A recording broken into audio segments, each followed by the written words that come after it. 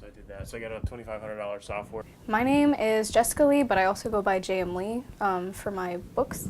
And the books that I've written are When October Ends and Chasing, and they're the first two books of my three-book series, Novus Proprius. The series, the Novus Proprius Chronicles, takes place after an environmental disaster where the world has been changed in a lot of ways by this great storm that happened. And so the people that are left on the earth, they've been kind of mutated and deformed into these strange creatures. And the main character, Zaina, is one of these creatures.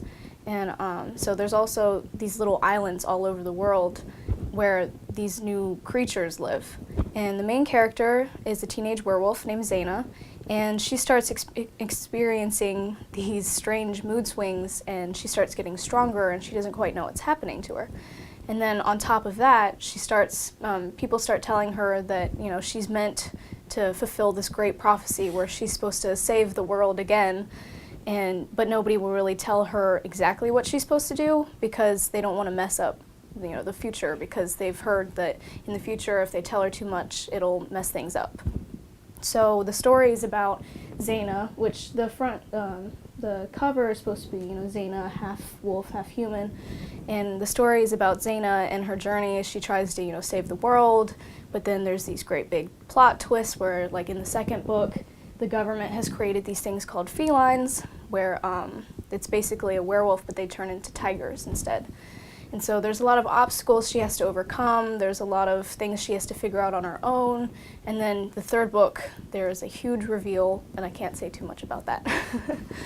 The story I intentionally never intended to publish. I originally wrote it, you know, it was just one of those projects where I had an idea in my head, and I just wrote it down and never thought I would finish it. I wrote the diary entry that's in the beginning of the first book, and I just kind of put it away for a few months. I didn't really think too much about it because I had no idea what I was going to write. And then one day I found the diary entries and I thought, hey, you know, I could do something with this.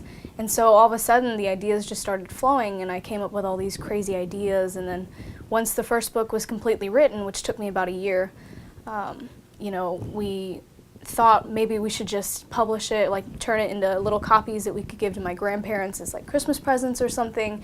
But then my dad read it and he really loved it and thought that, you know, maybe we should actually publish it.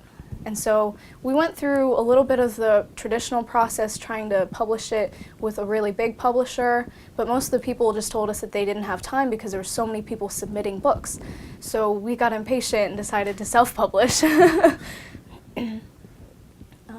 Well, I think one of the biggest things that's the most fun about writing a book, or at least writing a series, is creating your own world with all the people, and, you know, because you give everybody a backstory and you bring all your characters to life, at least, you know, in your head until it's actually published. And I think the most fun that I've had with my series is just, you know, creating the characters, because I've always loved like making things up, I guess, if that makes sense. But creating the characters is usually what I find the most fun. But I think one of the biggest difficulties is, you know, at least with the third book, one of the main challenges that I've had is trying to get to the end of it, because there's so many questions that I've created in the first two books, and I have to answer all of them in the third book.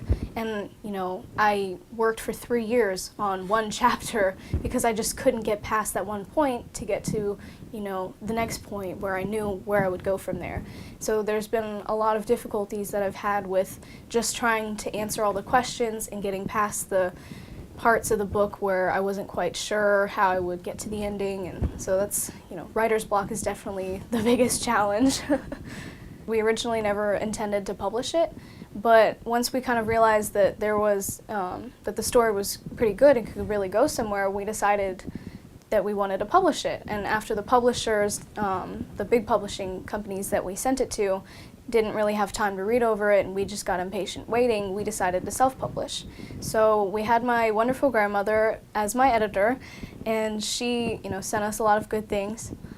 And after we kind of went through the editing and had a lot of family read over it and tell us that, you know, it was a pretty good story, which I didn't think at the time because I was just 13 and I had no intention of becoming an author.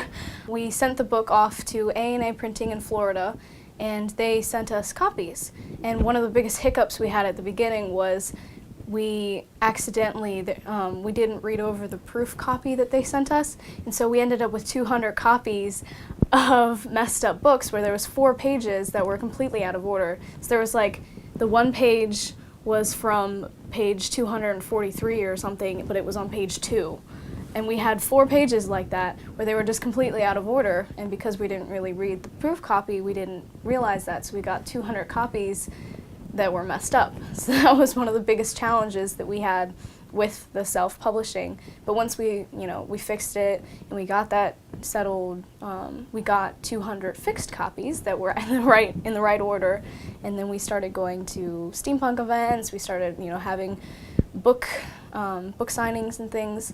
One of my first events was in Richmond, and they didn't realize that my name was J. Emily, just a J and an M, so they put Jim Lee because they thought it was a typo. So we've had a few hiccups here and there, but so far it's been pretty fun.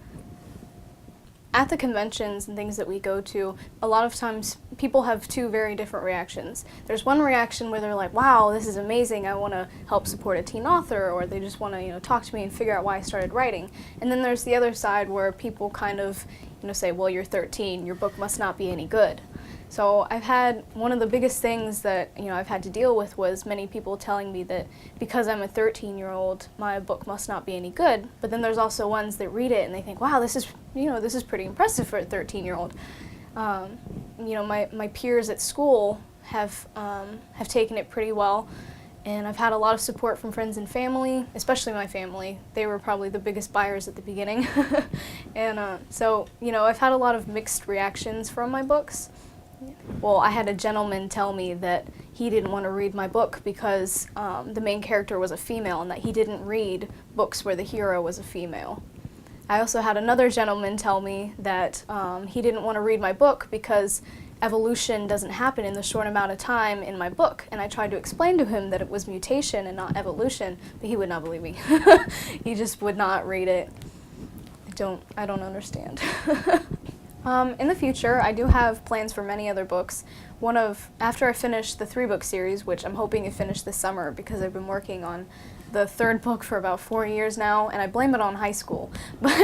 So once I finish that book, I plan on writing a steampunk novel called Blood and Tears, and that's, it should be steampunk mixed with fantasy and kind of alternate history because it involves Queen Boudica's angry spirit coming back from coming to London in 1865. So that should be interesting. I also have plans for, like a ghost story that I've been planning on writing since I was 12, and when I was 13 I always wanted to write a book about horses, so maybe that'll happen one day. I have a lot of plans for books, and if I could be a full-time author and have that just be my job, that would be great. But they always say not to quit your day job when you become an author, so we'll see what happens. Well, one of the biggest inspirations, if that's what we want to call it, is my father constantly hounding me to finish my books and to make sure that I become a millionaire so he doesn't have to pay for college. So I would say that that's probably one of the main things that's pushing me to become an author. But I also enjoy making my own worlds. Like I mentioned earlier with my characters, I've always loved making worlds up, and especially with the steampunk novel I'm planning, because there was so much planning that went into creating these characters and all the background stories, because one of the characters is actually from India, and so there was a lot of research that was involved into India during the 1800s and all the really rich culture that they have. And so one of the main inspirations that I just love is creating worlds and creating the people. But one of the things that got me started was actually a teacher in 5th grade, I believe, and she would have us write short stories. And the first couple short stories I wrote were absolutely terrible. I had one about a ghost in McDonald's, and my teacher was like, well, it's interesting, but you may have to revise it a little.